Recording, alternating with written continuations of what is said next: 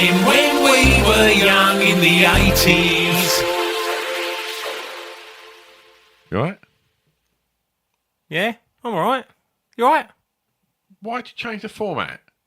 What? You elongated it. I go, you alright? You go, I'm alright. You alright?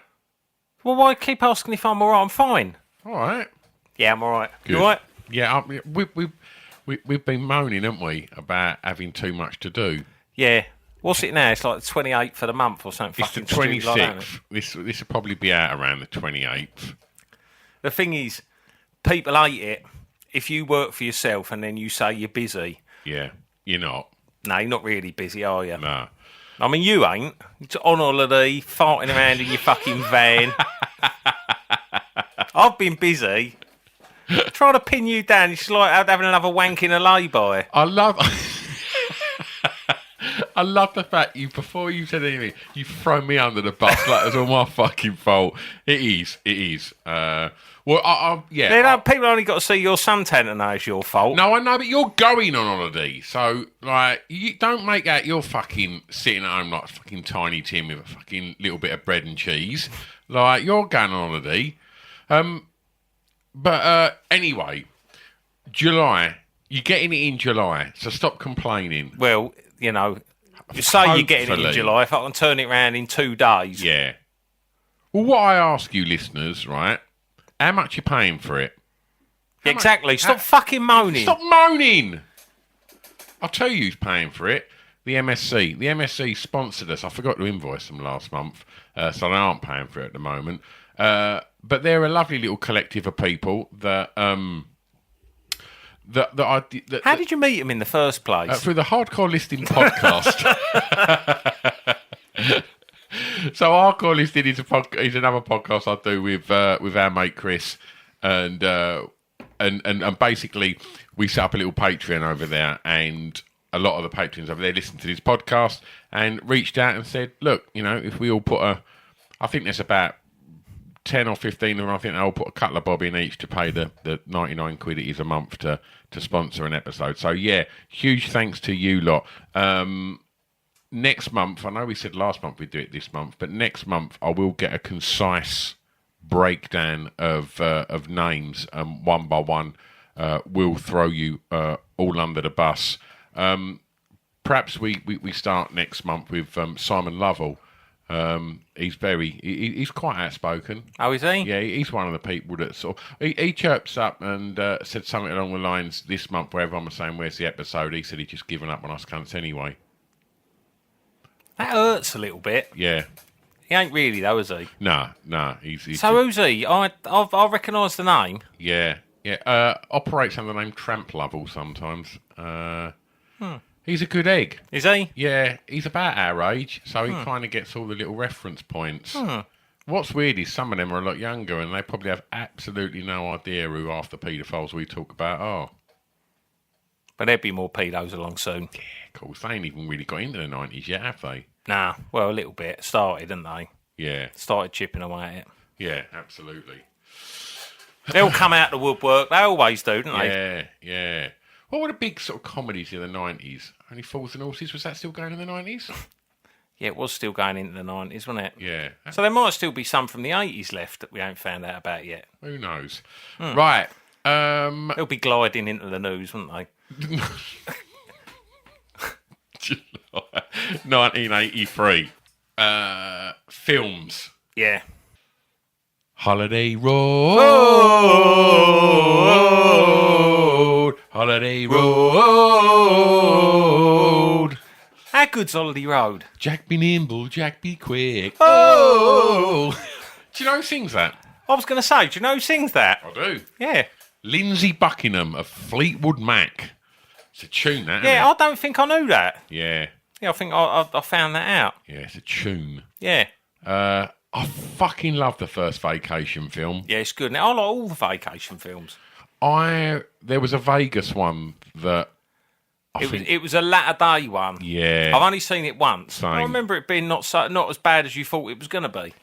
I remember it being as bad as I hoped it wasn't going to be. Oh, really? What? Yeah. No, it's not as bad as Police Academy 7, though, is it? I don't know. I've not seen that one. I think the last Police Academy I saw was the one in the air balloons. What number's that? 4? Oh, fuck knows. 7 was bleak though. It was only Larville Jones trying to hold everything together. You know you're in bother. I ain't got any more noises. Find some. Oh dear. So that first vacation film, I mean, I think it's fucking hilarious. The scenes in that film when he's just driving that car and the rest of the family are asleep, and and he's got a chance of a bit of sexy. Is it Christine Brinkley? Yeah, yeah. Bit of sexy to and fro, and he with the lovely bird in the red convertible. Oh. When they pull up at the little stop and they're all having their sandwiches, he does that little dance. He's doing the little dance with the sandwich, isn't he? And then sort of takes a suggestive bite. Just his wife says the dog's pissed on him. Dad, the dog's pissed on the sandwiches. Oh, it's so good. And that scene when he's obviously preoccupied with Christine Brinkley in that car, and he throws the car off the road, and it just literally flies through the air, and he ends up sort of sitting in the desert with Rusty, his son, and he has his first beer with Rusty, doesn't he? Yeah. And he talks about, and he's like, Dad, you must have thrown this car 50 yards. And he's like, that's nothing to be proud of, son. And you just see him sort of look off in the distance. 50 yards. I think he has a car leave the road in every single one of the films. Yeah. I think that's one of the checkboxes. 100%. It's so good. And Beverly D'Angelo. Whoa. Yeah, I think she was a singer, wasn't she, before that?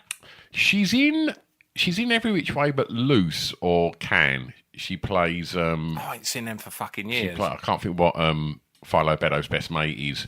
But she plays his girlfriend. Oh, right. Yeah. Married to Al Pacino in real life. What, still? Yeah. Oh. I didn't know that. Yeah. And, I just think that film, that scene where he's like, he just has the meltdown in the car, where like they all suggest that, like, you know, he's had a good innings and it's time to go home. Okay.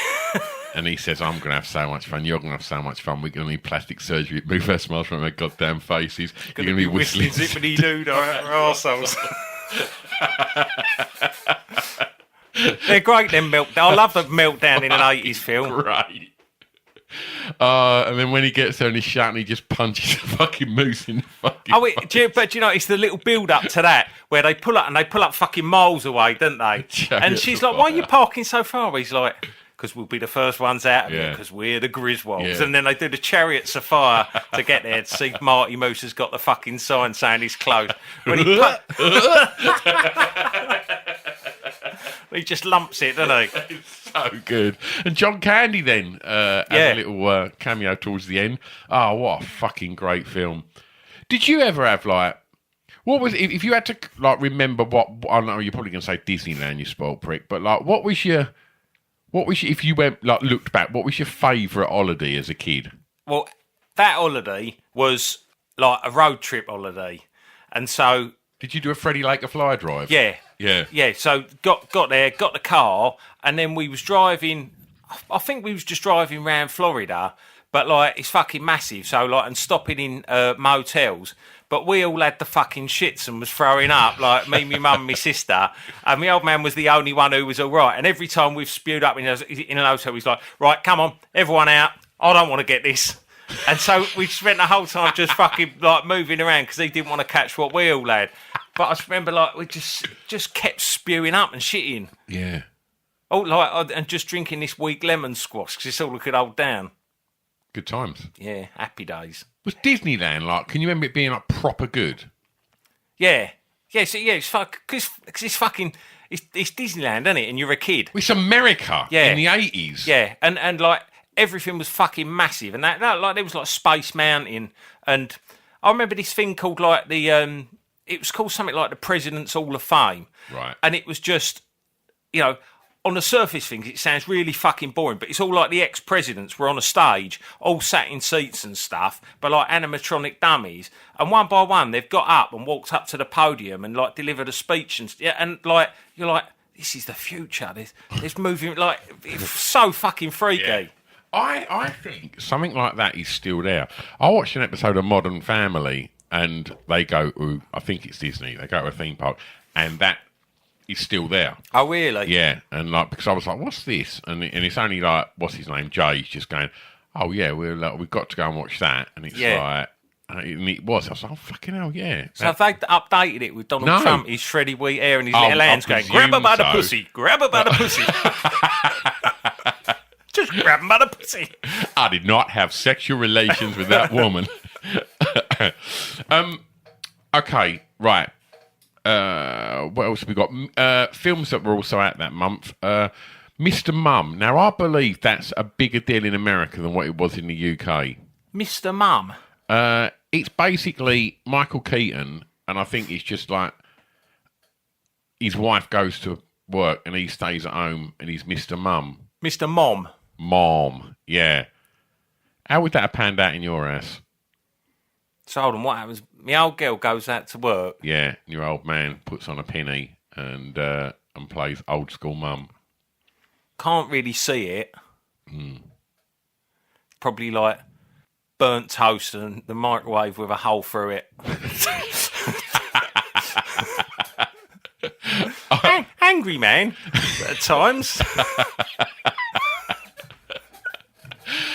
I remember, like, my old man, I don't think, like, he's ever cooked in his life. My old man, when he was living like on his own in his flat, he was cooking and would cook like samosas and stuff like that. Oh, really? Got pretty handy at it, but he was like in his 60s by then. Yeah. But like, no, I can't remember my old man ever making a dinner. No, it never happened in my ass. And I remember, like, if ever, like, my mum went out and it was down to my old man Chips. to feed us. Nah. Cheese on toast. That's all he could do. Oh, really? I don't think my old man could do cheese on toast. Do you know what? I think... I imagine him burning it and just ripping the grill off the wall. Would you...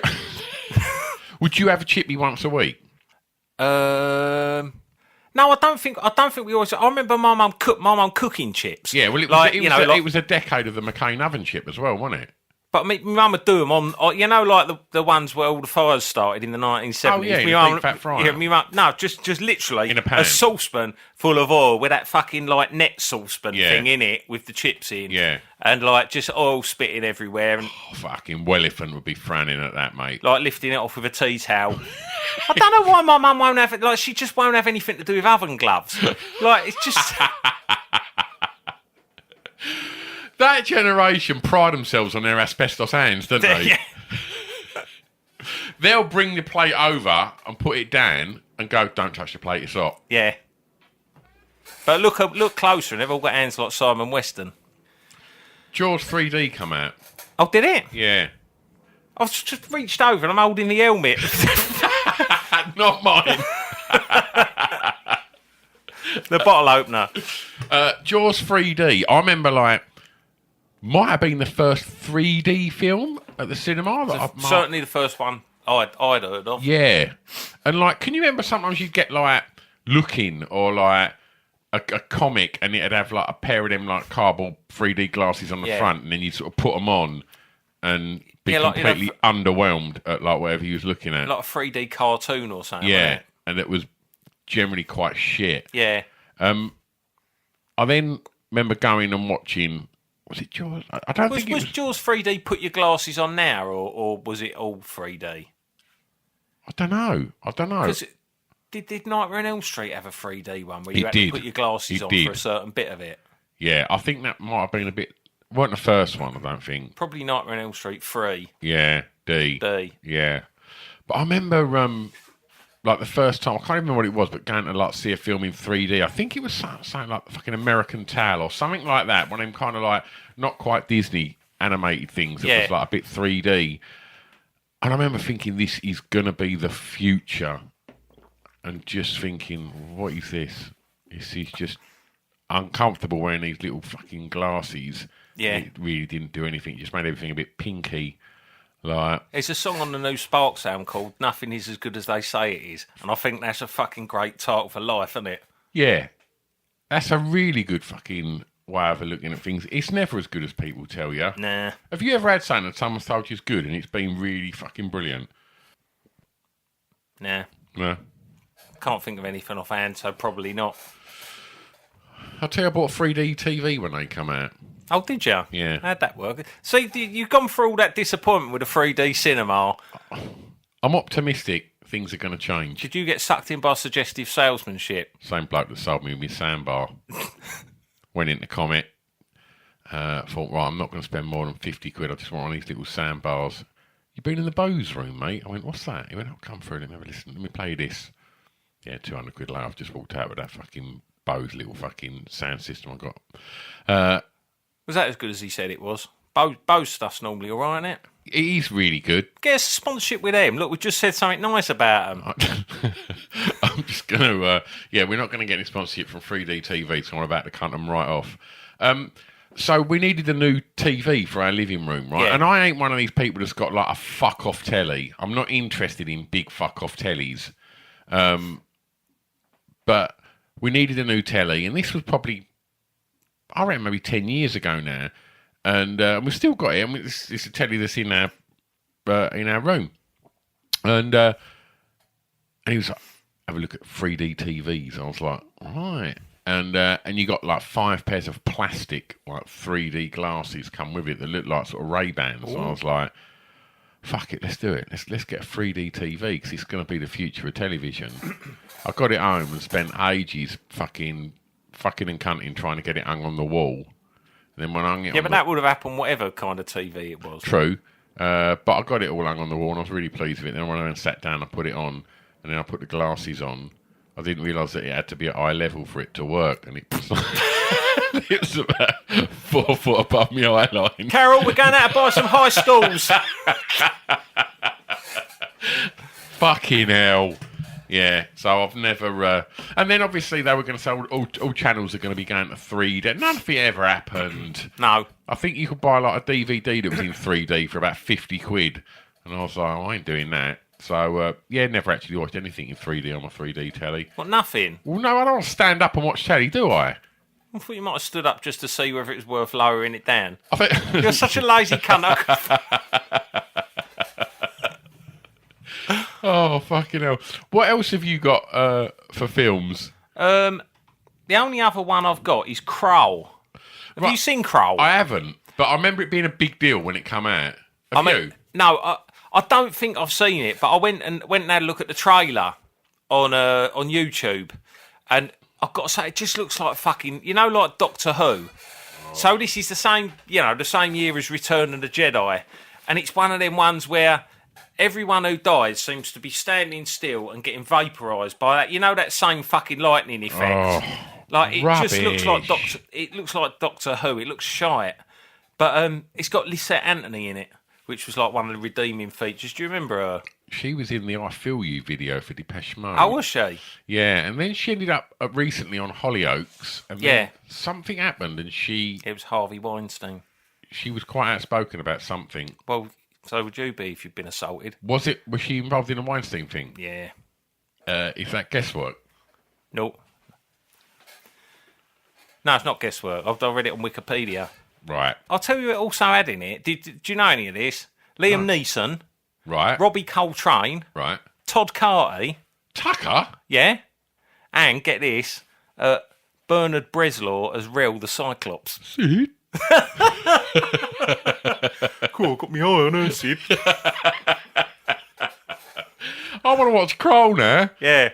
I mean, It's got to be worth it, isn't it? Just for Bernard Bresslaw playing the Cyclops. I can't imagine Bernard Bresslaw. I mean, to family and friends of Bernard, I don't want to do him a disservice here. We're fans of Bresslaw. But I don't think I've ever seen him in anything other than being Sid's sidekick. Well, you're obviously just missing out on his oeuvre. I've never seen Kroll, have I? Well, you don't know he's full oeuvre, do you? No, I How did you don't. say that? Oeuvre. His oeuvre. Yeah. There's lots of other films on Movie Phone this month. Oh, what else you got on Movie Phone? It's a naughty month, this one. What, sexy? Yeah. Candy the Stripper. And I read the synopsis to this. Whoa. And they're trying to shut down a strip club. They always try and shut them down. Open more up. But your people are just going there for a beer and just to kick back and relax after a hard day at work. They're probably going to get grief off their wife when they get home. Just let them have a beer and look at some knockers. It's the 80s, fuck's sake. Also next to Candy the Stripper, don't miss the stripped down fun and hot wired action of Getting It On, the funniest, sexiest, craziest comedy around. Whoa. Private School, that looks really rude. That looks like Porky's. It's got that private school. Private school. So are they like Shall private, like army privates? No. Or it's just a school where the teachers look at their privates. Private school student Christine loves Jim, but her classmate Jordan is also vying for Jim's attention and trying to end his relationship with Christine. Meanwhile, Jim's friend Bubba embarks on a series of sexual escapades, including dressing up as a woman to access the girls' dressing room. Despite Jim and Christine's efforts to spend some time alone, various shenanigans and schemes interfere.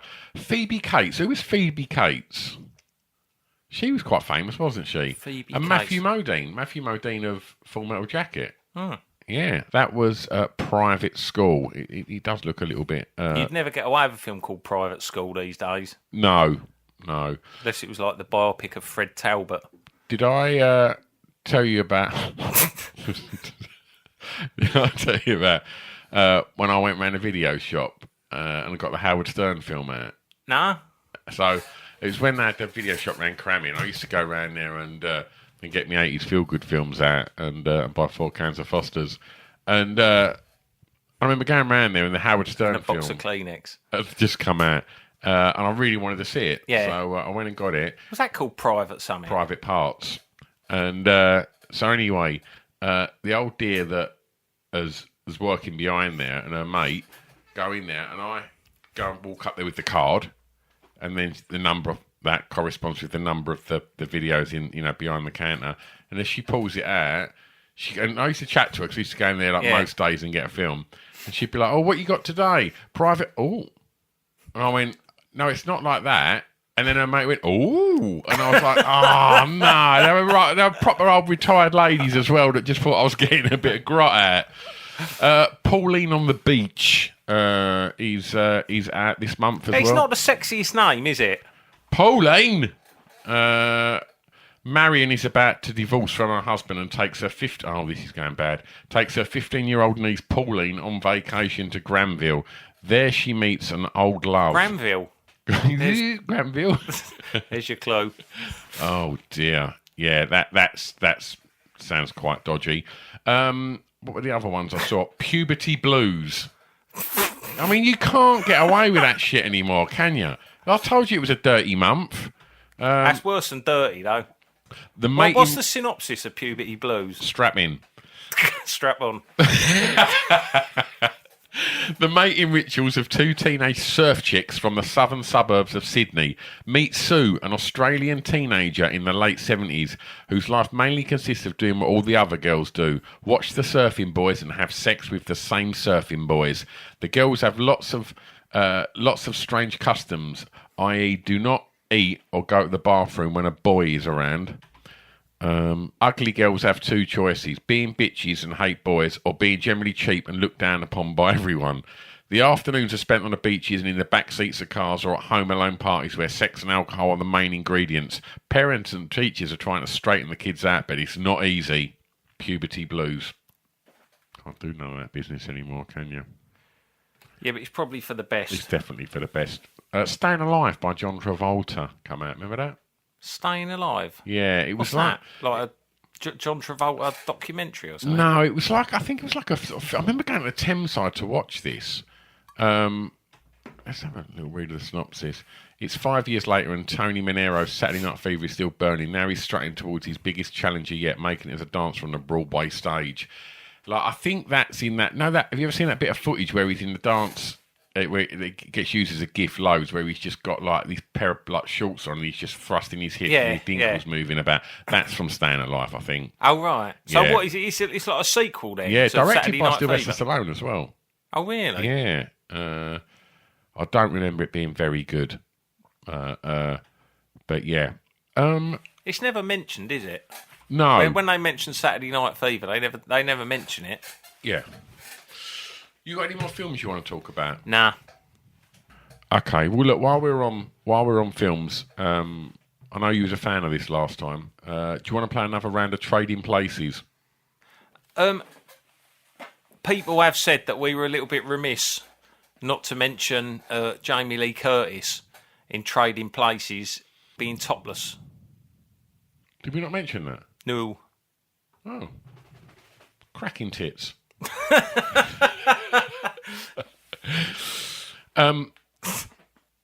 Obviously, we should be. We're not. We should be wearing black armbands this evening. Sadly, we lost Alan from Grange Hill. And Trevor Francis. And Trevor Francis, yeah. The first £1 million player and the anchorman from your tug of war team. Absolutely. Alan from Grange Hill. Thoughts and prayers going out to Alan and his family.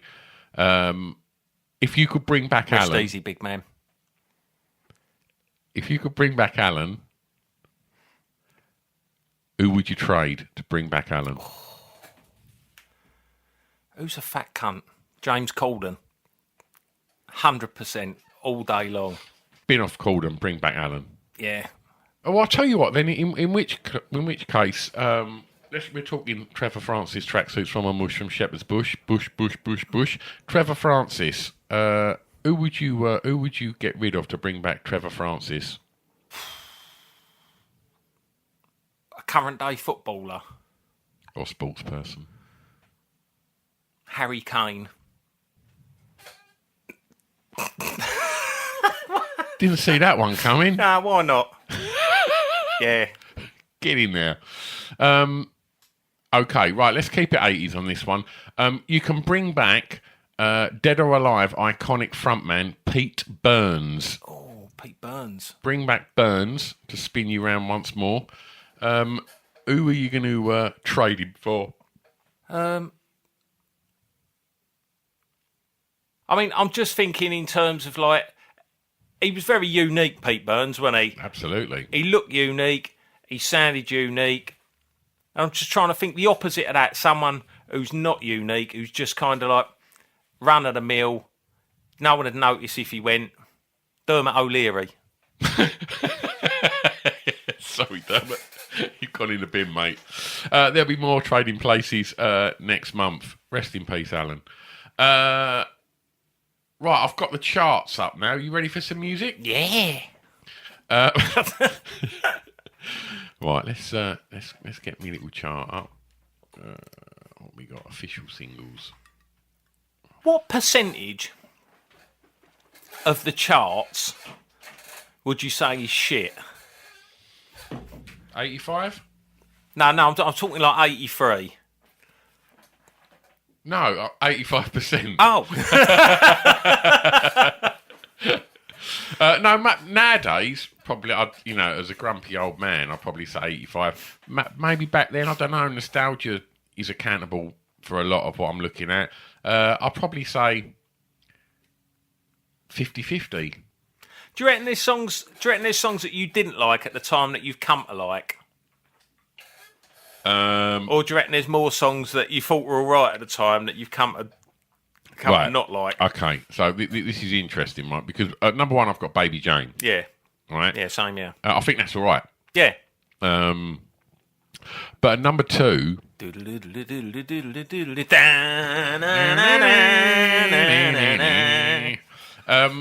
But at number two, I think on its way to the top spot as well, is Paul Young with Wherever I Lay My Hat, open bracket. That's my home close bracket, formerly of Q-Tips, who had the seminal hit Toast. A little bit of Toast. I loved Toast when I was a kid. I remember you playing me that. Yeah. Yeah, I fucking loved that. I remember being around your house and having toast. Oh, really? Yeah, like we was only kids. Yeah. And your mum done us some toast and put the butter out, and we were both buttering our toast. And you going to me, "No, you don't do it like that." And I'm like, "What?" And I was just putting it on and just like spreading it with the tip of the knife. You went, "Look, you put it across the top and use the flat bit of the knife to spread it all the way down the toast." I showed you how to butter bread. Well, no. As usual, you thought you were doing it right and you thought you knew the best way to do things, but it worked for you, but it didn't work for me because I like more butter than that. So I just like, Stop making out you was like a fucking maverick even back then. No, I wasn't a maverick. No, I ain't doing the traditional path. No, I'm going off grid. I knew what I liked, and once again, you're just trying to show me the boring, like the Dermot O'Leary way to do toast. Right.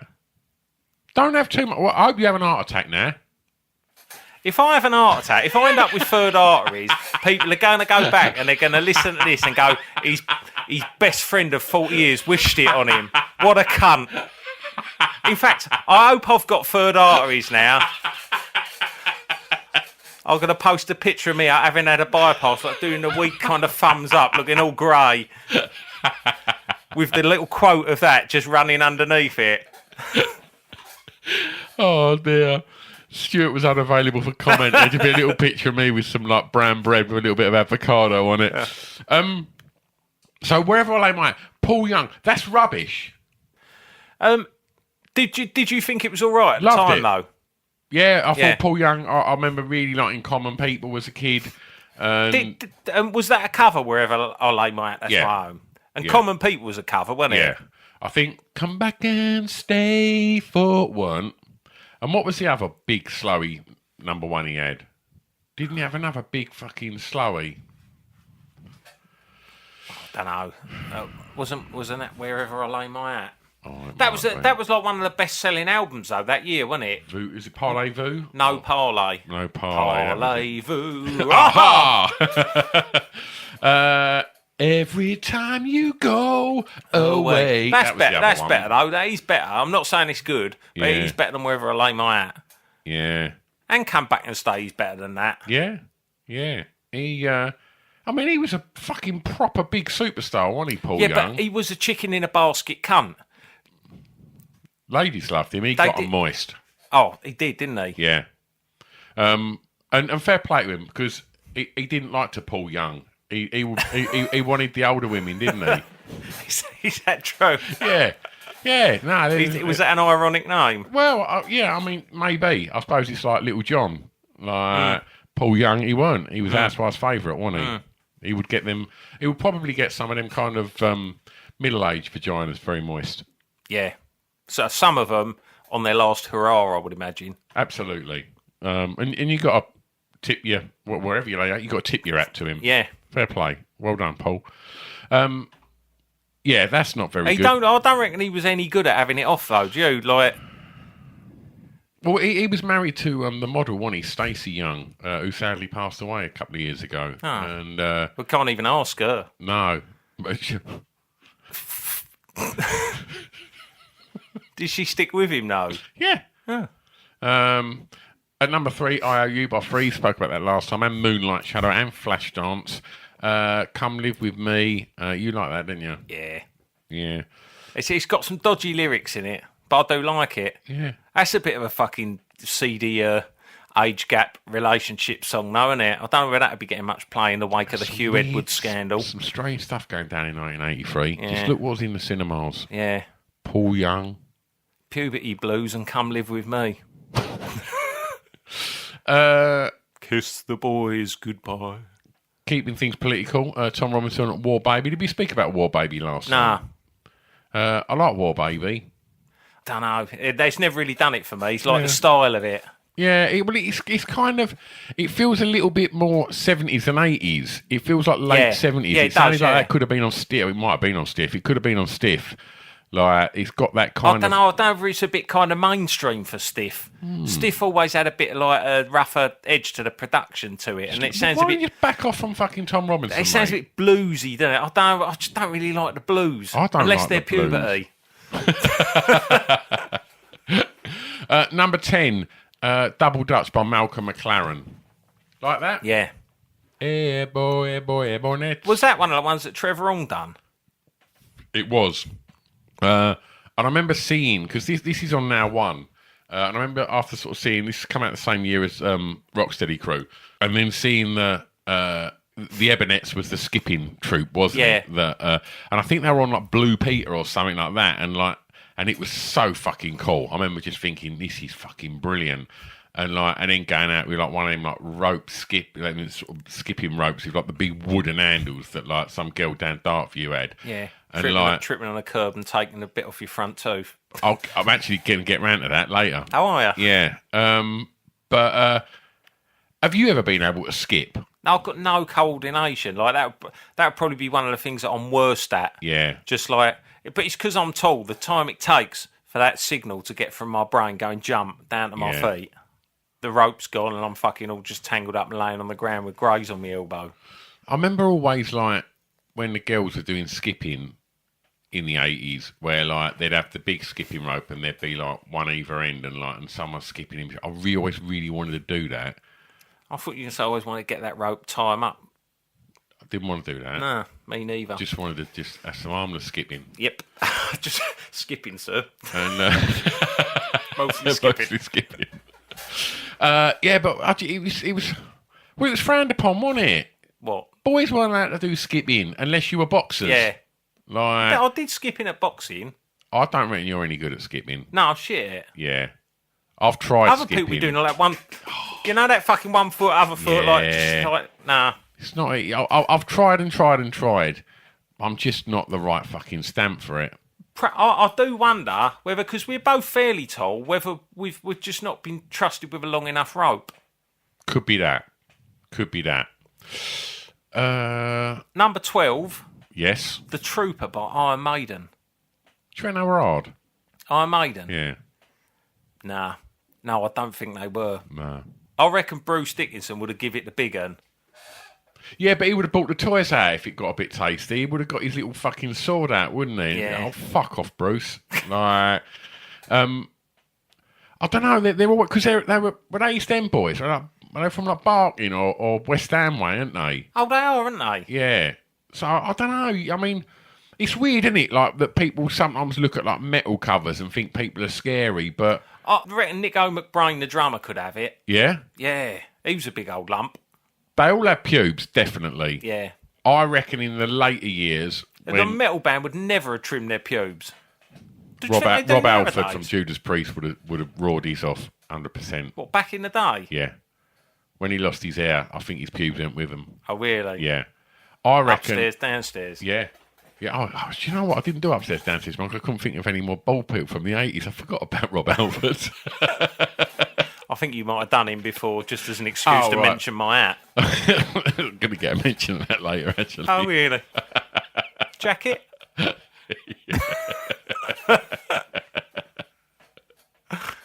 Oh, fucking hell. Yeah, because it's weird, isn't it? How, like, a metal is hard. Yeah, I don't think you can, across the board, say whether they are or not. I think some of them are, and some of them ain't. And I think, all right, you know... Barlow. I think- want to get booked to download next year. Well, I'll tell you what, some of them people that download, I wouldn't want to meet having said that they weren't hard. When I was doing the Men with Beards tour, there was loads of people turned up with beards. Other people turned up with fake beards, like, you know, wearing fake beards. And there was a couple of people who their mates went, he's shaved his beard off before tonight because he didn't want you to single him out. And of course, once they say, like, fucking he is hiding something then. He shaved his beard. So this big fuck-off metaler, like, about, I don't know, like 6'6" or something, come up to me at the bar and went, do you want to know what I'm hiding? And I went like, nah, you're all right. No. And he's just, like, lifted up his tash like this. He's got this wax tash. He's lifted it up and he's gone, don't meet me beard. And then just, like, pushed it back down. I like that. What a moment. Yeah. You know what? Fair play. He felt comfortable in your company. Yeah. To express himself like Little that glimpse behind the bearded curtain now. and show that vulnerability. Yeah. Very vulnerable. Yeah. Rest easy, big man. He's not dead, Oh, as far as I know. apart from Sutcliffe, what man with a beard had the most to hide? He was a busy boy, wasn't he, Sutcliffe? I can't believe of all the things you could say about a serial killer, he had a lot on his plate. Flat out, wasn't he? He was. Pete, have a day off, mate. What's the question? Who had the most to hide, like behind a beard, apart from Sutcliffe? Well, I mean, we know now Rolf Harris was hiding a lot, wasn't he, through the 60s, 70s True. and 80s. True. Do you mean who, like, you'd look at now with their beard in the 80s and you'd think they got away with it? Claypole. He didn't get away with it. Has he been done? He's dead. Oh. I always thought there was something about Peter Whiff. Like, his beard was out of time with the 80s. It was a hangover from the 70s, but perhaps he was just like, perhaps he liked heavy rock music. Maybe. But when you think of Peter Whiff, like, part of you goes gentle giant, and then the other part, you can imagine him, like, trawling the red light districts with an hammer in his 1970s Ford Corsair.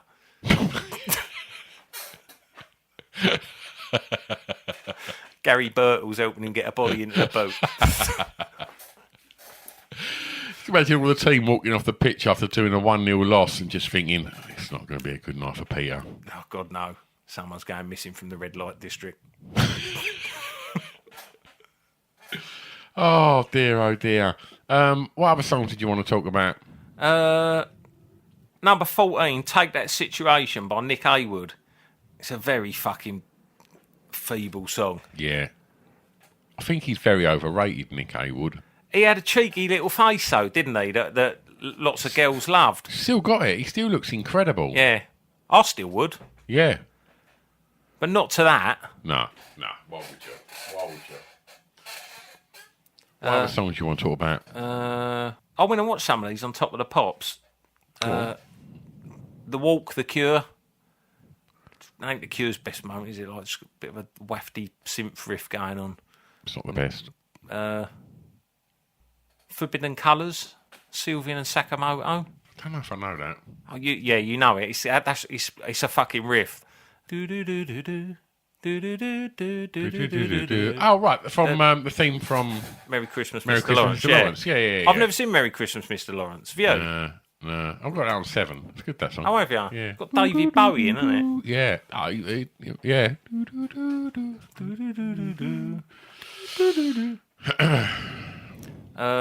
Tantalised, Jimmy the Hoover. I went and watched that on Top of the Pops. He's a ponce. Is he? Yeah. He was he had a look, didn't he, if I remember rightly? He looked a bit like a skinny, sort of effeminate Prince Adam who became He-Man. That's quite a look. Yeah.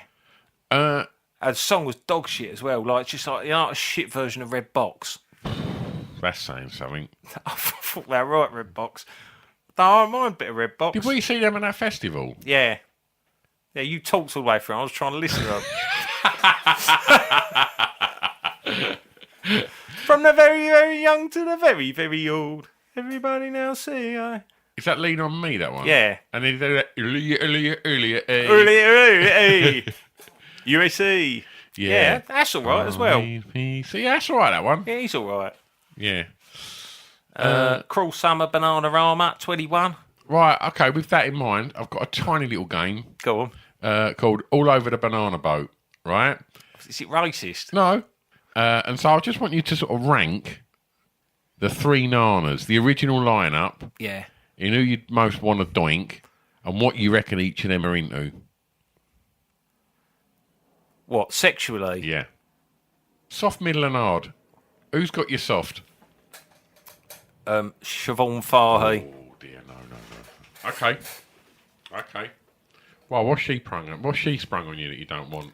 Like, you'd go to lick her out, and there'd be Dave Stewart's jizz dribbling out. His pretentious jizz. Sending up all over your chin. No. I'll bet Robert Fripp's got a song called Pretentious Jizz. Fucking hell. I'm not stirring Stewart's porridge. No, why would you? Why would you? Okay, so soft, we've got Siobhan Fahey. Middle.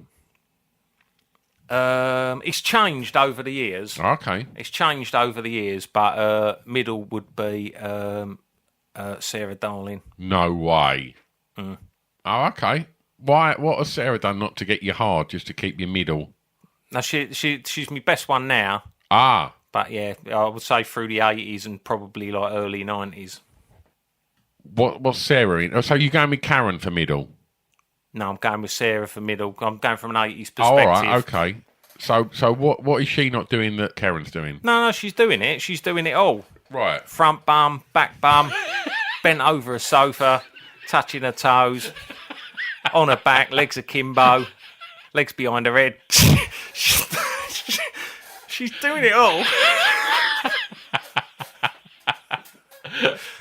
But I reckon Karen probably had a tidier rack. Like Sarah's one, her inner labs, like they just weren't quite as tidy. They'd be like, even from like a standing position, you'd see them dangling out a little bit.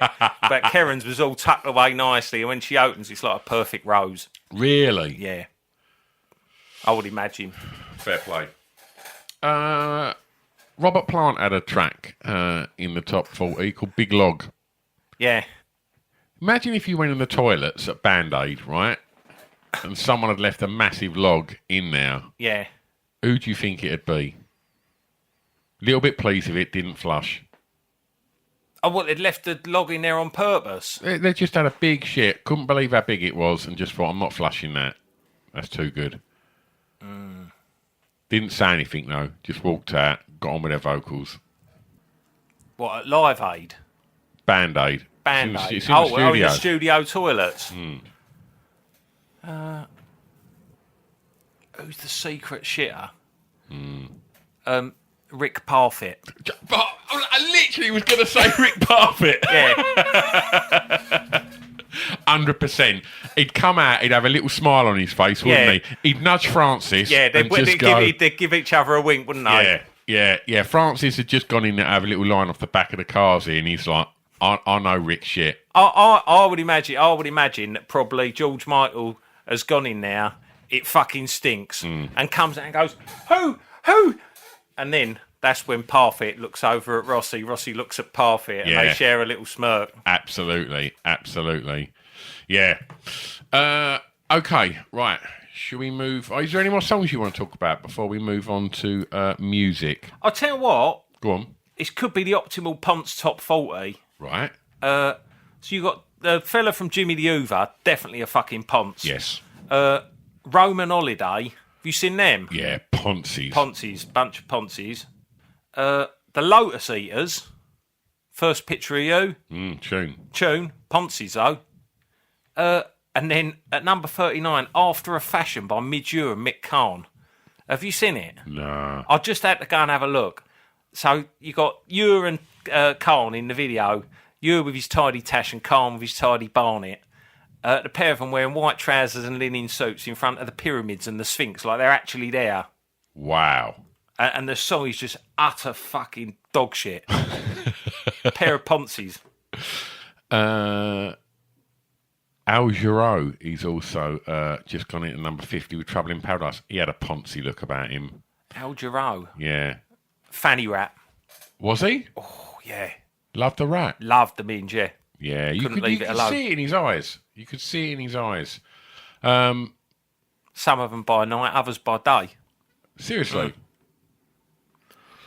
Going up to number 46, had a little look outside the top 40. Right. Was George Benson, Feel Like Making Love. Of course he does. Do you reckon he always felt like making love? Yeah. Well, even after he'd just finished making love? I think so. I think sometimes he'd get lost in jazz guitar. And I think sometimes when he was just like whittling around playing jazz, he's just got a full erection about jazz. But I think the minute that he just unplugs his guitar, it just feels like making love. Like, he's never banged anyone, George Benson. He's never like come off stage.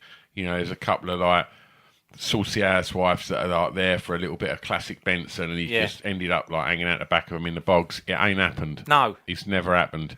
He would never have to turn his jacket inside out so the orange bit was outside and shut off the bog so he could do someone up the jacksie. Never done it. He'd never. He's never bent anyone over a bin. He might have done it on a sofa. A chaise longue. A chaise lounge. A chaise lounge. Yeah. I don't think he's ever put any of his digits in a vagina. No, he don't have to though. No. They're moist. Yeah. Because he knows, they all know he feels like making love. Yeah. And he might give him a little couple of bars and nothing's going to change my love for you. And also, if he's been hard for a while in the studio, you know, he's probably glistening at the tip, so he's... He's done half the work for him, hasn't he? Yeah, absolutely. Quite a wide girth. Really? Yeah. Oh, okay. Yeah, and a decent length. And the thing is, like you say, he's been close to the edge, like all day. Bang, in he goes, but he's not hammering it. No. It's his default setting. He's ready to go, but before he does anything, he'll take her out for dinner. Then he'll go home. It'll be over quickly. Do you reckon? Absolutely, but lady, let me love you one more time. Oh yeah, he'll just go again. Yeah. Like, would he be able to remain hard for the period in between? I think I think like he's one of the best in the game at it. Like, he can spunk but remain hard. Definitely. George Benson, ladies and gentlemen. That's a talent, isn't it? Yeah, it is, and he should be applauded for it. Congratulations. Can't imagine Nick Haywood being able to remain hard after spunking up. Nah. He'd be like an excited little ferret just going at it, and it'd all be done and dusted in about 15 seconds. And then he'd probably say something like, I've got this idea for a song. I'll just go and write something, and like pour himself a glass of wine, and she'd be there laying there just fucking listening to George Benson on a Walkman, thinking this wouldn't be happening if I was with George. She'd probably have to finish herself off whilst listening to George Benson. Exactly. I imagine they would get a little bit angry if she weren't interested in his new song. Oh, do you reckon? Yeah. Yeah. Because man, Kershaw's got a bit of a temper, but he's little and Yeah. Well, he couldn't punch his way out of a paper bag, but I reckon he's like he puts the snood over his face and just windmills. Windmills in, yeah, blindly, yeah. Who would win in a fight between Howard Jones and Nick Kershaw? Do you reckon? I think nowadays Kershaw. God, because Jones is blind. I don't think he's actually blind. I know you think he is. No, he's not registered blind. He's winging it. Right. Okay. Yeah. Are you saying this just because of the way that his eyes are? Yeah, he looks like the bloke from Dragon's Den. Yeah. Right. Bit weird when we saw him that last time, wasn't it? And he like had that the 80s festival. Had that little outfit like Chris Martin and was just doing a bit of new stuff and that. Leave it out, will ya? Don't want new stuff. We want new song. I think Kershaw's he's a little bit fuller, and I think he's got that low centre of gravity. Do you reckon he'd run in? Get Jones in the midriff. Absolutely, just windmilling in, snood up. The snood would come down, and then by then he's just got him round the waist, takes him down, and I think by the time he gets full man, and then I think you just see Jed ain't even out the back of the van. Yeah, I mean he's tied up in the chains. Yeah, he's got in the right fucking pickle in the back of the van. I thought he was doing a mime that he couldn't get out of the windows. No, he's just stuck, and I think Jones is just like no, not the face, the face, and I think in the end, like I reckon Kershaw just gets up and just goes wanker and just spits on him and walks off. Oh, shouldn't it? Yeah, he's rough, but I mean, it's been stewing for years, this beef, hasn't it? It has, hasn't it? And like, I think if it was to finally come to an end and get settled, that's how I see it going. Yeah. Jed sounds like he could be hard. It's quite an hard name, isn't it? Yeah, well, it is quite an hard name. He's got his shirt off already. He's primed to fight. He's got a skinhead. Yeah. Like, on paper. Painted his face like Braveheart. Yeah. Tooled up. Got a load of chains. Yeah. He's just a silly boy lemon, though, isn't he? Just fucking about, aren't they? Poncing about with mime and never get you anywhere. Oh, dear. Right. Shall we do television? Yeah. Okay. Right. Let's have a look what I've got here. Have you got anything for TV first? Oh, I've got all the stuff. You ain't got anything, have you? Yep.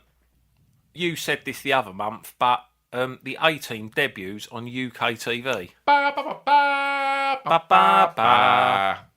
Fucking brilliant. Yeah, it's good, the A-Team, wasn't Yeah. it? I don't know if I've got ITV. Action, wasn't it? Yeah. Non-stop action. Oh, you've gone for a Saturday. I think I've gone like a little fucking... Did the same thing happen in every episode of the A-Team? They'd get holed up somewhere. Yeah. They'd weld a load of stuff together and then they'd burst out. Come out. through the door. Yeah. Did that happen in every episode? Yeah, I think so. I don't know, like, because Colonel Decker was chasing them for it felt like a few seasons, wasn't it? And Carol Decker? Yes. Like... big moon head looking like Mick Hucknall. You would keep running, wouldn't you? She's still hanging around, isn't she? Yeah. Have they got any good songs? No, I mean, they had that one, didn't they? That's it, though, isn't it? Yeah. I can't think of any other T'Pau songs. It was a big hit though, wasn't it? Yeah. It was a big hit. Slowies, if you had a big hit Slowy in the 80s, Yeah. that's why she's still hanging around. Eyes wide. I hated that. Yeah, I didn't like that. Do you think she's angry? I think ginger people, by their very nature, are angry, aren't they? I'm not sure. Yeah, they are. Right. Yeah, and if you're small and ginger, very fiery, like Nicola Sturgeon. Jeanette Cranky. Yeah, never see him in the same room. Do you hear about the Crankies? Like a little bit of swinging. Yeah. I mean, that's weird, isn't it? Well, especially if like she's all done up like a schoolboy.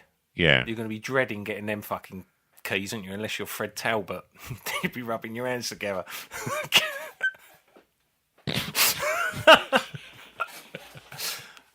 That's what I always said, was when they were trying to find out whether Michael Jackson had done it or not, they should have sent Jimmy Cranky over there. Covert. Yeah. That's the thing. Jackson gets an handful of old ladies minge. Bang, we got him. Yeah. Fucking hell. Yeah. It's weird, though, the whole Crankies thing. I'm still a bit, like, weirded out by the fact that it's a bloke and his missus.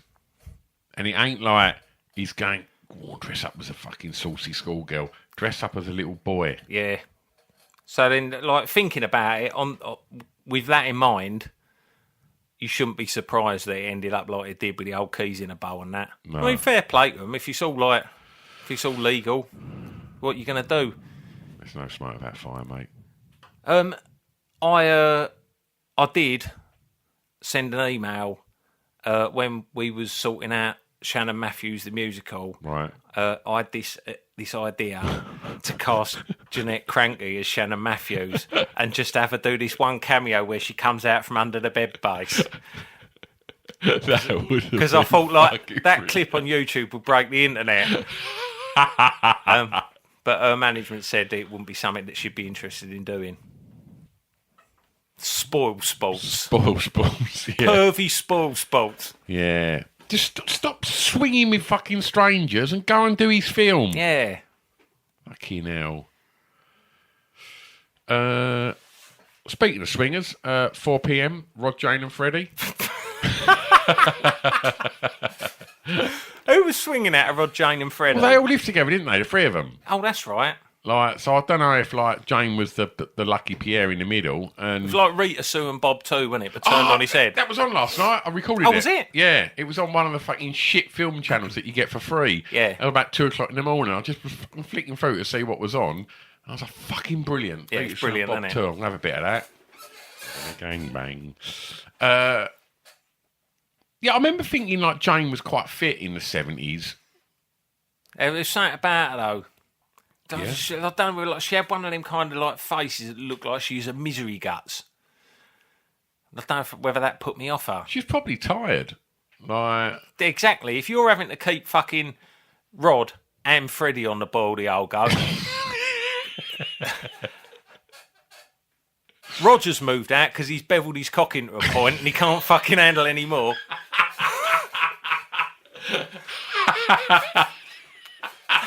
beveled his cock.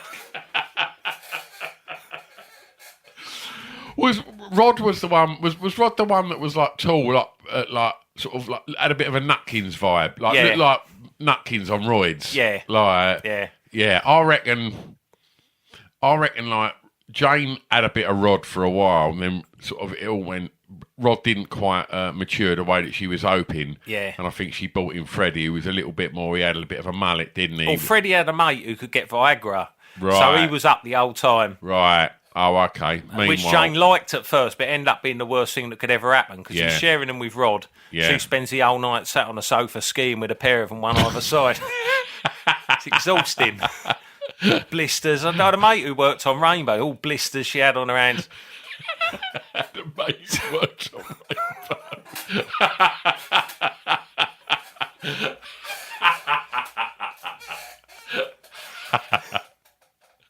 Oh, fucking hell. What else? Well, what else have you got on the box? Well, I did have, whilst looking at the A-Team, I found a fact out about the A-Team that I didn't know, that a different actor played Face in the pilot. Did you know that? I didn't. Yeah, different actor played Face in the pilot. Could have all been very different, couldn't it? Wow. Do you know who that actor was? I think I do, but I can't remember who it is. Gary Coleman. No, it weren't really. Who Like was it? Tim Dunnigan. I don't know. I don't know who he fucking was. But it made me think: who, if you had to recast the A Team, who would you choose Uh, from the 80s? I went on Pip's podcast and done this. Oh, did you? You Yeah. recast the Yeah. A Team? Yeah. What, from modern day or from 80s? From modern day. Yeah. But I'm going to go 80s for this one. Yeah. Okay. Murdoch, howling mad Murdoch. I think I'll go for. Would you want someone that was a bit of a loose cannon, bit out there? Yeah. Yeah. They could bring that to the role. Yeah, definitely. Terry Marsh. I think Also got access to firearms. exactly. Like Hannibal. I'll replace George Papard with Bob Olness. Like Did the sax on Baker Street, so he could probably organise a team of renegades. absolutely. I'll replace Face Dirk Benedict with Very handsome. very handsome. Very handsome. I'll replace him with maybe Andrew Ridgeley. That's a good shout, actually. Yeah. Don't want all the attention, but we'll mop up the women. Yeah. You know Lee was going, me. Yeah. Let it be me. Yeah, Let it be yeah. me. Oh, fuck, he said Andrew Ridgeley. Yeah, absolutely.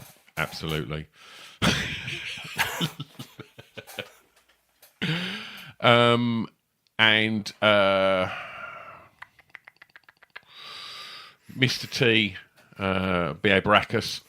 Very unique. Very unique. I'll replace with.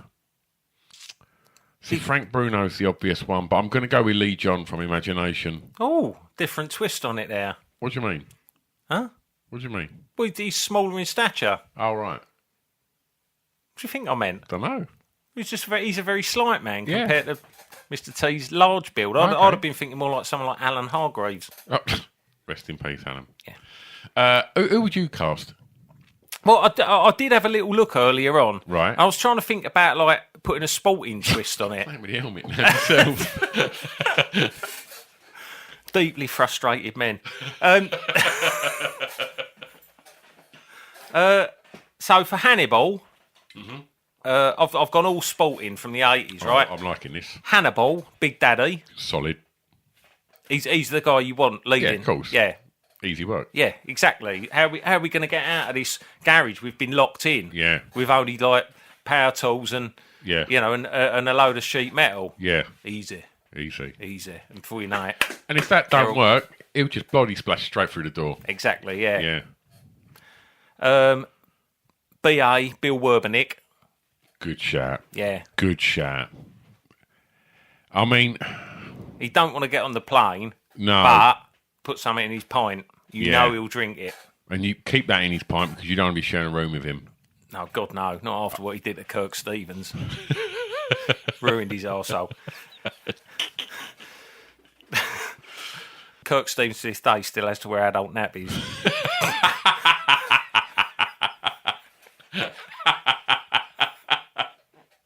Can't trust a fart.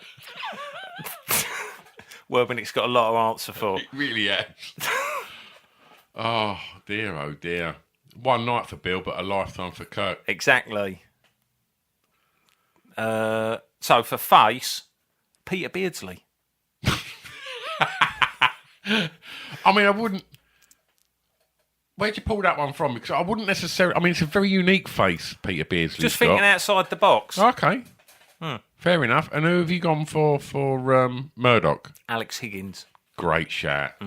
Great shout. You can imagine them all going in and breaking him out of his home, can't Yeah. you?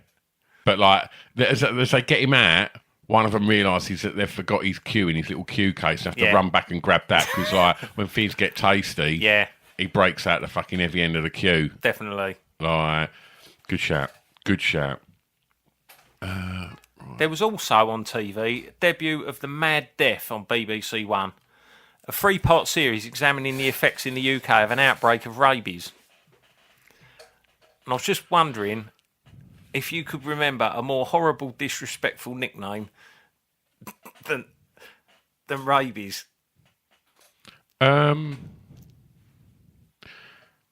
It's really horrible. Yeah, it's really horrible, isn't it? Yeah. And people are waiting for us to say, tell us all about him. It was a woman who walked really fast, didn't she? With purpose. Yeah. And I mean, I've got to be honest, like, we was responsible for some quite mean nicknames, generally for our friends. I wasn't responsible for calling that woman rabies.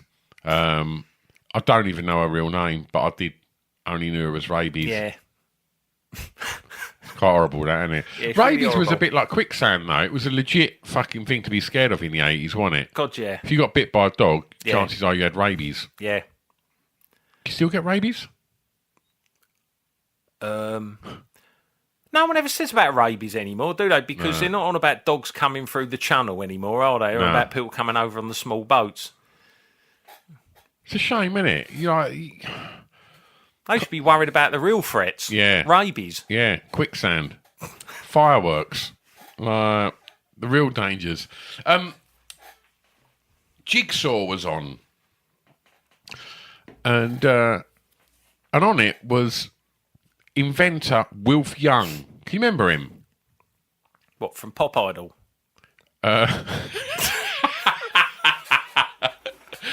Think I better leave right now by Wilf Young. Can you remember him?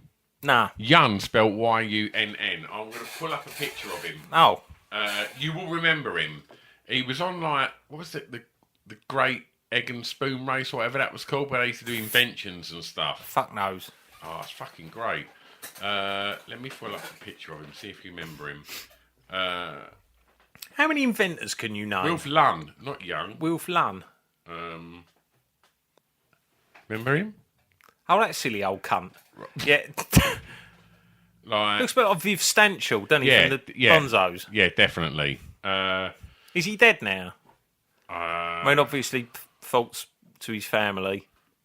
He might still be alive. He's got to be... No, he's still alive. How old? He's 81. Doing really well, Wilf, if you're listening. Oh, some of the shows he was on. Magpie, Yep. Jigsaw, Game for a Laugh, Jim Will Fix It. I mean, when you look at him, The Word. he's got a very unique look, like some of the other presenters had. So he was on Jigsaw. Let's not get bogged down in creepy-looking people. No, I'm not saying creepy. I'm saying he had a unit. I've said You're he going had to a start suggesting. I know where you're going with No, I this. said he had an eccentric look about him. Right, let's just move on. Finger Bob was on.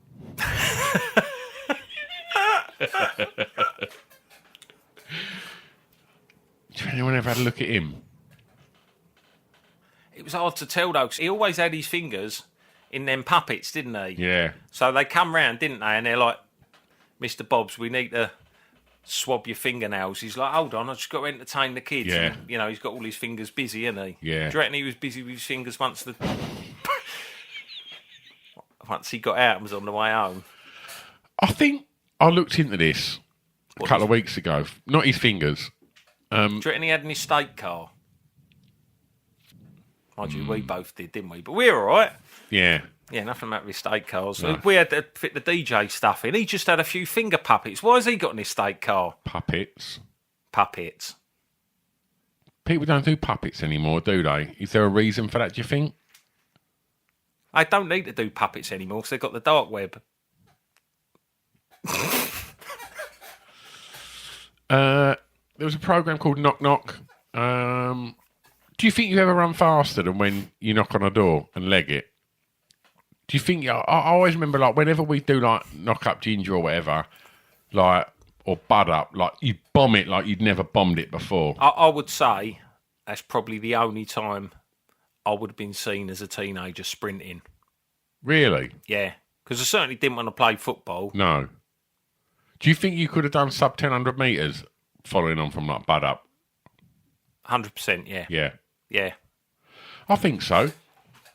I remember just If someone's door's opening and some fella's like, oi! yeah, different. It's no when people say like, oh, you know, if your car's crushing your kid, you just find this superhuman strength to lift the car off of it. Like, It wouldn't count in the Olympics though, because it's No. like being wind assisted. If you've got a big bloke going, oi! yeah.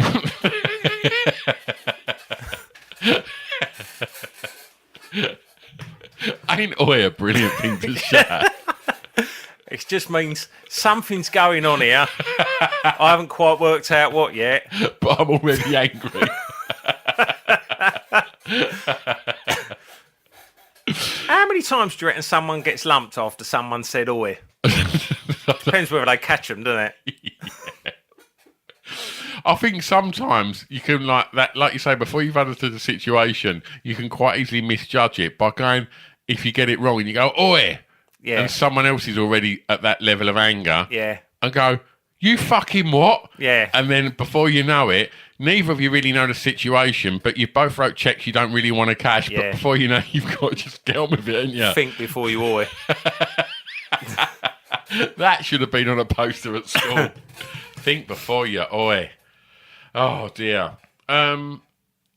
We spoke about Mike Reed's pop quiz on the TV last month, and I'm going to play a quick round of Mike Reed's knob quiz, where I give you 4 80s pop stars, and I want you to rank them from smallest cock to biggest cock. Right, okay, no. The celebrities you've got today are Billy Ocean, the aforementioned Nick Haywood.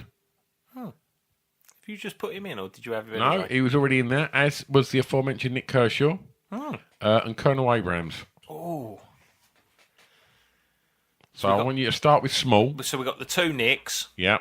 Colonel Abrams and Billy Ocean colour scene. Who's got the smallest cock out the Nicks? See, I think Kershaw's cock is smallest in length, Yeah. but Haywood's is thinner in girth. Yeah. But we've got to go with length. Yeah. I would say Kershaw's cock looks like just like a little dark pink snud with one of Wright's head thread sticking out of it. Yeah. And very, very sceptical about COVID, his cock. Yeah. I would say Kershaw has the smallest cock. Sure. Not of the whole 80s. Phil Collins's was smaller. But Kershaw, yeah, very, very small cock. But, you know, he wrote a lot of great songs. Didn't he? Nick Haywood wrote less good songs, but his cock was slightly longer but thinner. Right. Bit like, I would say like a conker on a string. His shaft was quite thin, and his helmet was like a Chupa Chup lolly. Gotcha. Just like his helmet's a little bit bigger. Not really got a lot about it. No, he has trouble. He has trouble getting it past half mast because of the weight of his bell end. In comparison, it looks like, you know, that big onion thing over by Ford's in Basildon. Yeah. A bit like that, but tiny. If Wow. you know, like if you see it in the distance. Yeah, it's going to be hard to manoeuvre that. Yeah, I'll often drive past that and go, Haywood's cock. Yeah. Yeah. What's weird is you are now. So we're left with Billy Ocean and Colonel Abrams. Colonel Abrams of seminal hit Trapped. Yeah. I love Trapped. Yeah, it's good, isn't it? Yeah. It's good, isn't it? Because he's got that fucking great sort of soul voice, and it's like that 80s electro sound as well. It's good, isn't it? Yeah. I don't think it's as good, though, as Love Really Hurts Without You or Red Light Spells Danger. But it's better than When the Going Gets Tough. We're not talking pop hits, we're talking Corys. I would say Ocean's cock. Billy's Willie. Billy's Willie. It's pretty big. Yeah. It's pretty big. Yeah. Quite veiny. Dreaded pubes? Huh? Is he pubes dreaded? No, nowadays, yeah. Yeah. God, yeah. Yeah. But no, not in the 80s. No, No. He was one of the first people to neaten his pubes. He didn't shave them off. Right. He just neatened what he had there. When he had that tidy beard, Yeah. around the time of Caribbean Queen, Yeah. he neatened his pubes to match it. Fantastic. And he also took a little bit off of his bush, thus giving him an extra bit of length. Why not? It's an optical illusion. Not that play. he needed it. No. He had probably 8 to 9 inches, I would say. Yeah. Quite a dark shaft and quite a bright pink helmet. It was quite the sight when he revealed that. But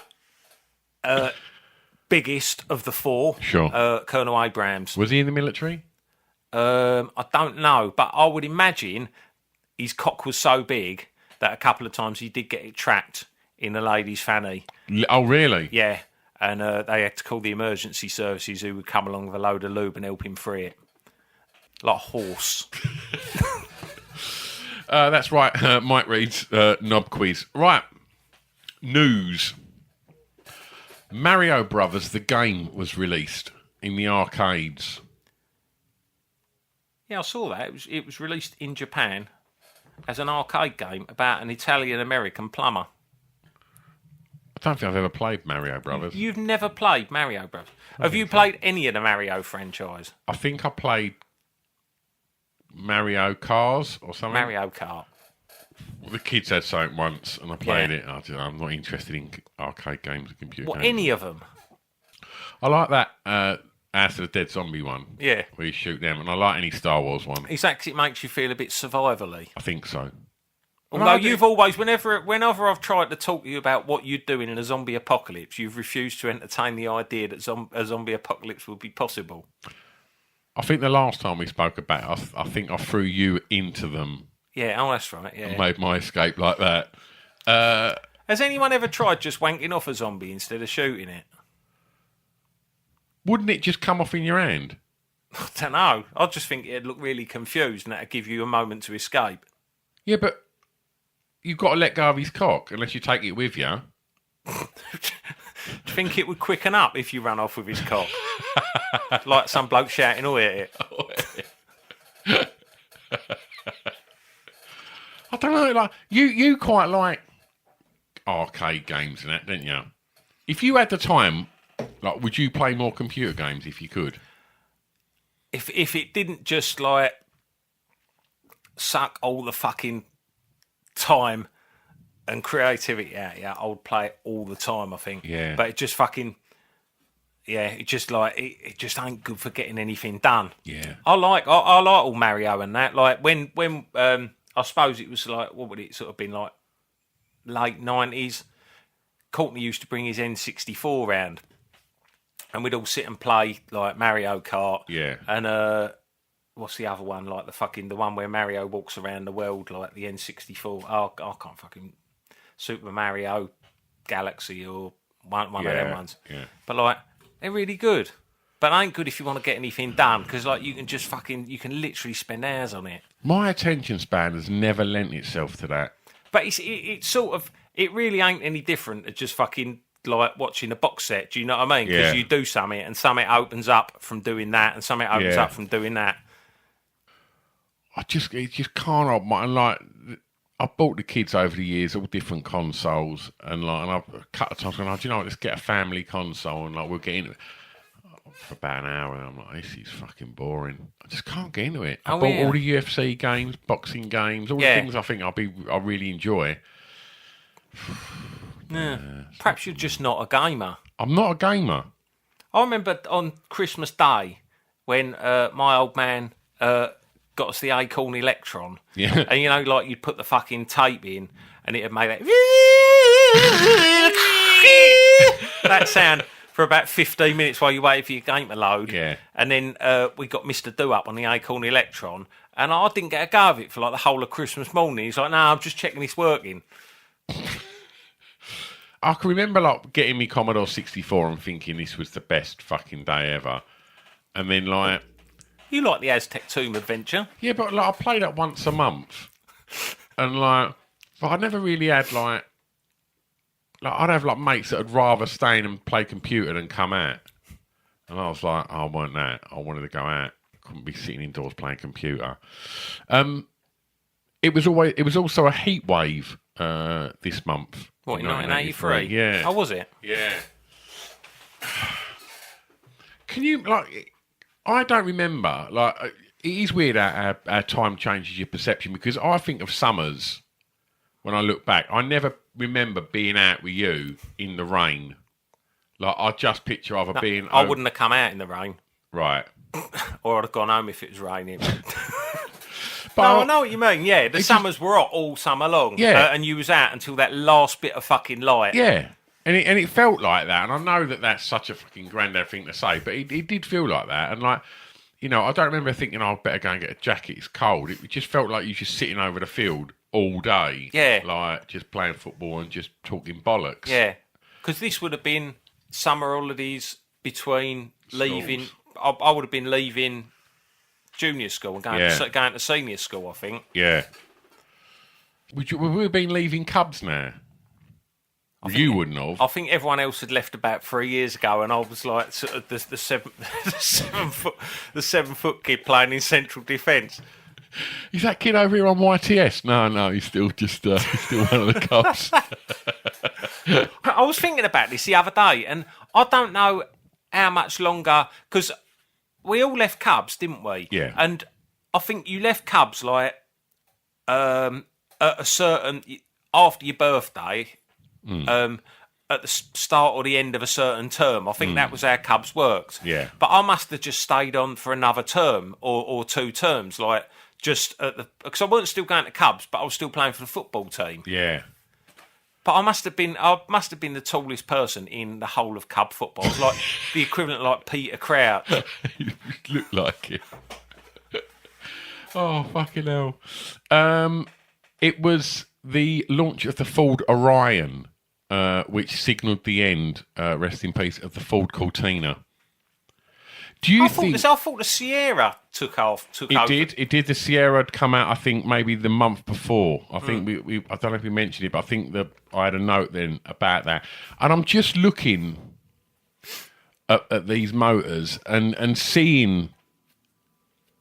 You know, as we've spoken about so many times, the sort of as we see pubes start to sort of fade away, and this modern man, you know, come through.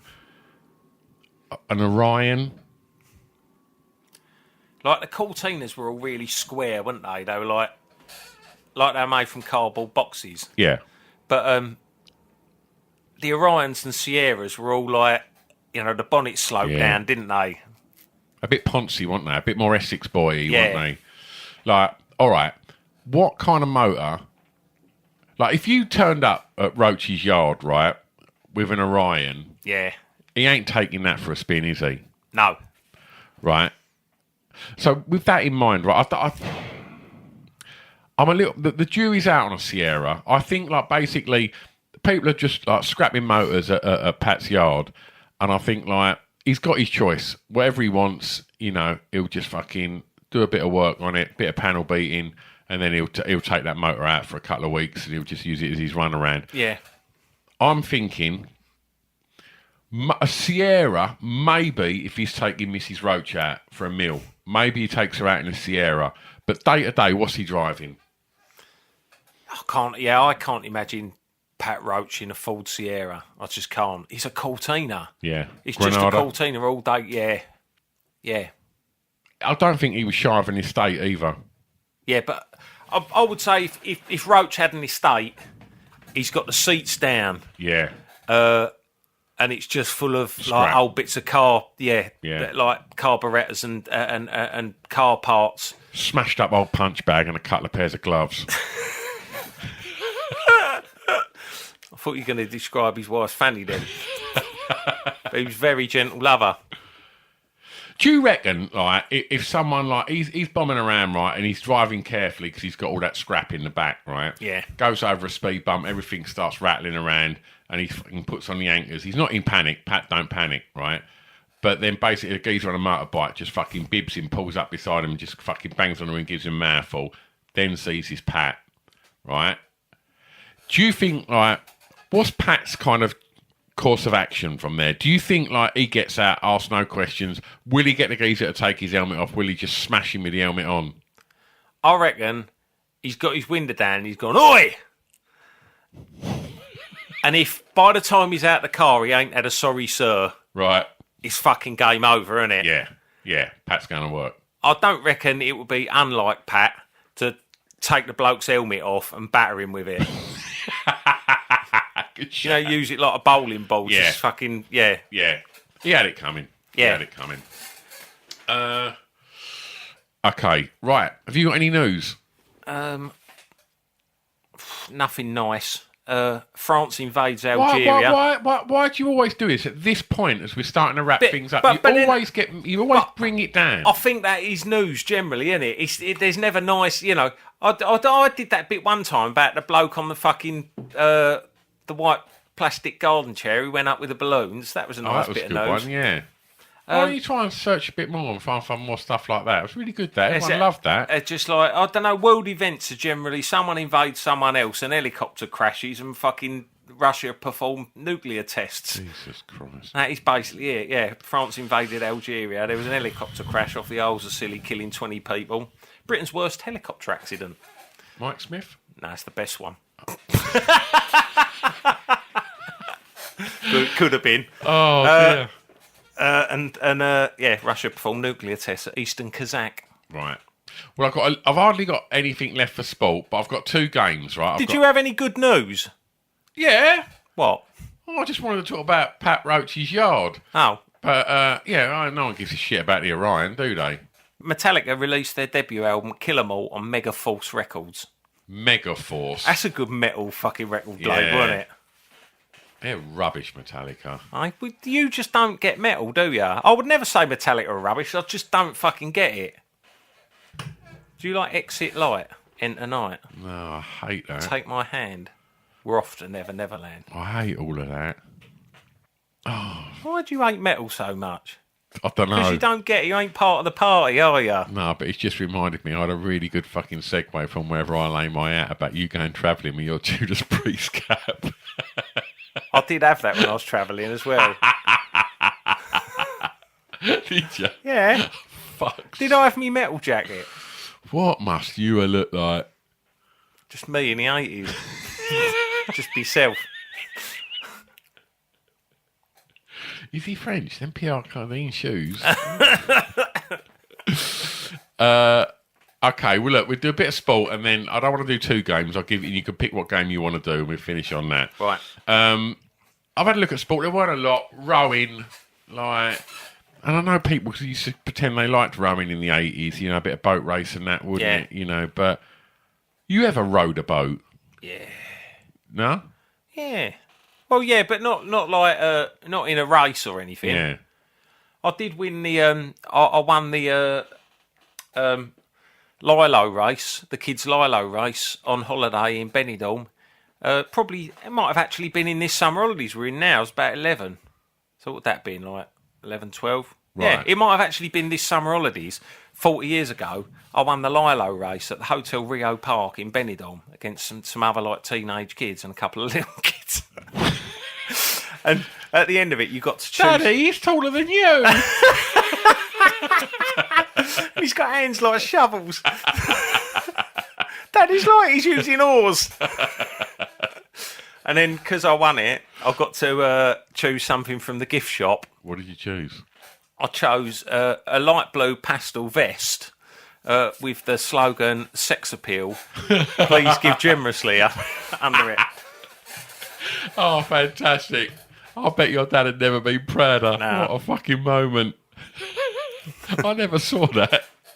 Oh, you would have seen it, I'm sure. Still got it? Yeah, probably have, actually, at Mum's loft. I never wear that. Oh, you'd like that? No, I That'd wouldn't. be tight now. No, you had your shirt off last time. That was fucking weird. You would like that. That would be like that gay chatline advert from the 80s. Don't do that dance. Don't do that dance. It was the Talbot Games. What's the Talbot Games then? I think there was swimming. And I don't know, like, I wanted to talk about this as well because we mentioned swimming the other day where on one of the old episodes where Den stood there and pissed himself. Yeah. And have I ever spoke about the 2 injuries that I sustained in the pool? One was while mine, swimming? and one was Keller's.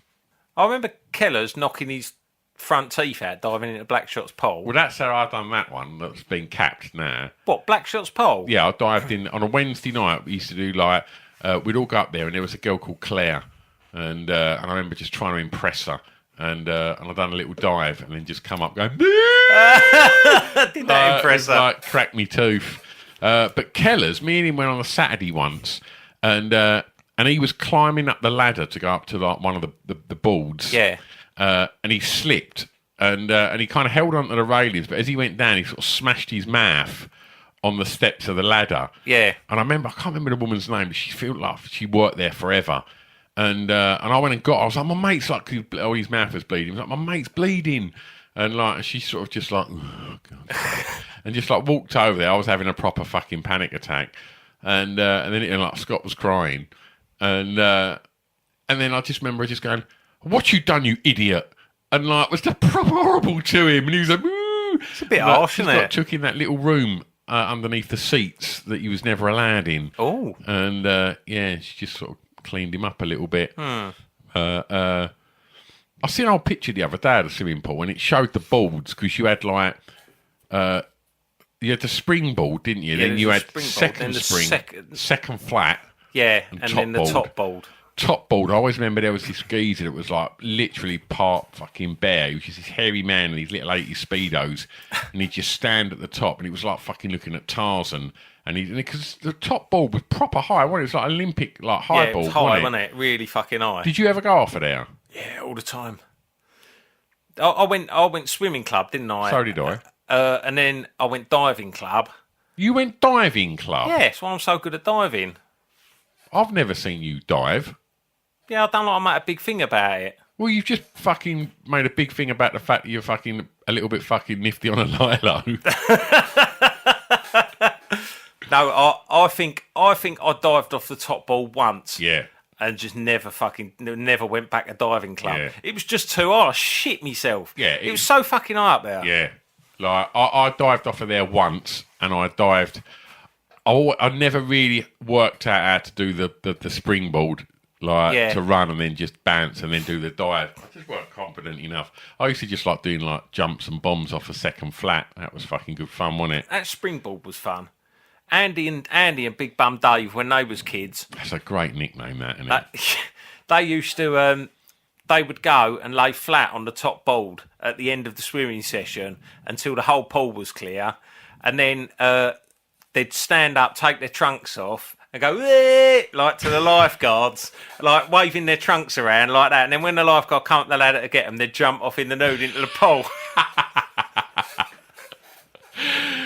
Run away, turn away. Right, okay, well, let's finish on a game. Do you want a game of Hard Man or Hard Drive, or Pornhub or Porn Snub? Basically the same. Yeah, they are.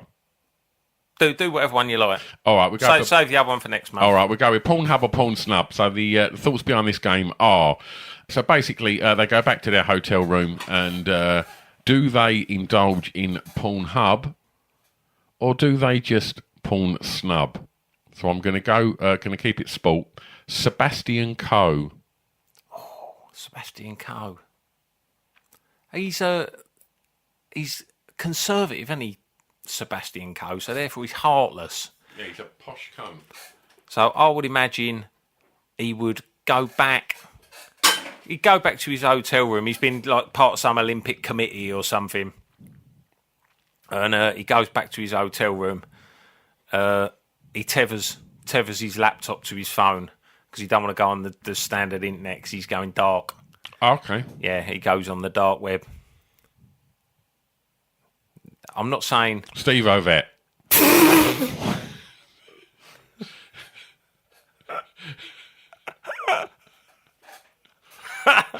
I said I wasn't saying. Ovett. He likes a wank, but he's an endurance runner, isn't he, Steve Ovett? Yeah, but he's used to come in second. Yeah. I reckon he likes to set an evening aside for a wank. Fair play. He used to look at porn, but he never really liked himself when he looks at it. So now he's gone back old school, so he just looks at catalogues.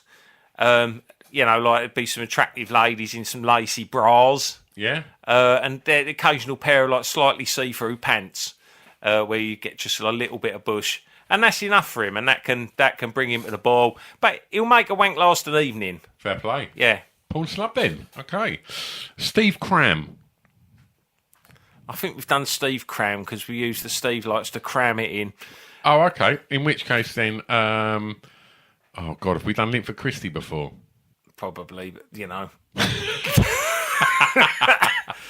Okay, right. In which case then, who can I go for the... I don't remember talking about Linford Christie for about 2 years. Oh, okay. In which case then, the lunchbox. What is he getting the lunchbox off with? Is he indulging in Pornhub, or is he snubbing it? I reckon he must have the most famous outline of genitals in sport. I can't think of anyone else whose genitals I can picture the outline of and could probably draw a rough version from memory. Yeah. So I would imagine when you've got a cock that's as famous as Linford Christie's... Do you reckon his bollocks weigh the same as his cock? What, together? No. Or each one? No, as a collective of bollocks. Like, do you think his two bollocks, like, weigh the same as his stem? No, I reckon his bollocks... He's got a decent-sized pair of bollocks. As we all know, because Sure. we've all seen them. But Yeah. his cock would outweigh them. Yeah. Right. It's very, very dense. Yeah. It wouldn't float in the bath. No. God, no. Is he watching porn, or is he not? I would say that Linford probably has enough female attention. After he's come off the track, he'll go back, he'll have a quick shower, clean it up, pull it back, you run a wet wipe around his helmet, get rid of any remaining feta, and there'd be a queue of ladies all waiting to sort his lunchbox out. Really? Yeah. And so he'd probably just have straight sex with a couple of those ladies. He'd pick a couple out. Back to a hotel? Or he's probably got a fella who sort of picks out a couple of the best ones, tells Yeah. the rest to all like jog on. Yeah. Yeah, so what they'd do is they get them all ready to the hotel. Right. So Linford's there. He just walks in. He's in the blocks. He's straight out the blocks because he hasn't even got dressed after his race. He just puts on a dressing gown. Right. He just walks in the room, drops the dressing gown, says, "How's about that then?" And then just sorts them out. Wow. And they're up for it. They've all signed consent forms and stuff. It's nothing okay. dodgy That's good. or Harvey Weinstein-y going on. It's it's just, When you said that's about that, then it set all sorts of different warnings. No, off but it's in just the- a phrase you use when you do, that when you're trying to draw people's attention to something impressive, which to your is spandex cock product. is. Yeah. Big piece. Not in a racist way. No. It was there for us all to see. Yep. It should be applauded. And then serviced. Do you reckon anyone's clapped when they've seen his cock? I reckon ladies have got. Woo! Magnificent. Yeah. Magnificent. Like, I definitely think there was a lot of frustrated housewives, like when they were doing the little camera move along the blocks before the 100 metres, and it'd just get there, and I bet they'd just be like, "I'd like a little go in the lunchbox." Yeah. Like, Do you reckon he would become faint like King Dong when he'd become 100%. aroused? 100%. The amount of blood it would take to kind of get that. He would do two women, both like sub 10. Yeah. And then he'd literally just have to go and have a fucking pint of Lucasade and just fucking relax because he'd go faint. Oh, he had a doctor who would just inject a pint of Lucasade into his bollocks halfway through.